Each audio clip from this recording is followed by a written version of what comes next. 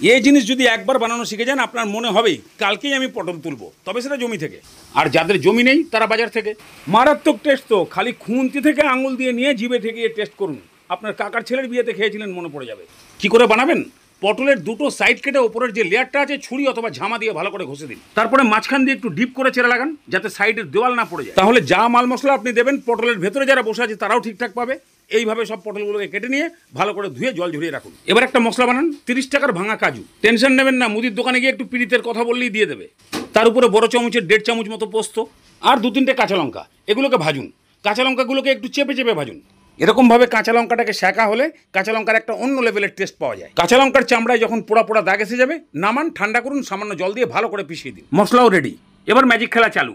3-4 চামচ রিফাইন তেল ভালো করে গরম করে নিয়ে 2টো বড় এলাচ, একটা দারচিনি আর 2টো শুকনো লঙ্কা, এগুলোকে হালকা ভেজে নিয়ে তারপর পটলটাকে দিয়ে দিন। তার উপরে সামান্য নুন ছড়িয়ে দিয়ে এবার পটলটাকে 50% পর্যন্ত ভাজুন। কি করে বুঝবেন? পটলের বডির চারদিকে খালি ভাজা ভাজা স্পট চলে আসলে এটা হাফ সেঞ্চুরি হয়ে গেল।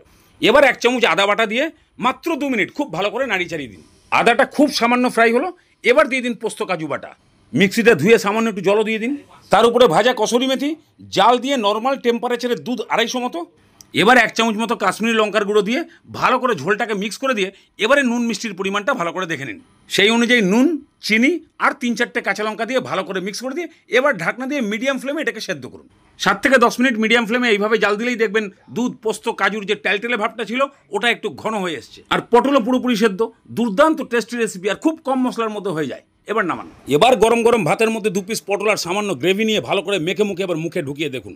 অসাধারণ টেস্ট। পটল তো পুরোপুরি সেদ্ধ, কিন্তু ছোকরাটাকে রাখার জন্য পটলটা বেশ কচকচ করছে। তার মধ্যে আবার নুন, মিষ্টি, হালকা ঝাল, পোস্ত, কাজু, কসুরি মেথির ফ্লেভার। এইভাবে একবার দুধ পোস্ত পটল বানিয়ে দুপুরে ভাতের সঙ্গে খেয়ে দেখুন, একদম খতরনাক টেস্ট। আর রাতের দিকে যদি পোলাও অথবা নান লাগাতে পারেন সঙ্গে, তাহলে তো সারা দিনটাই একদম অল দ্য বেস্ট।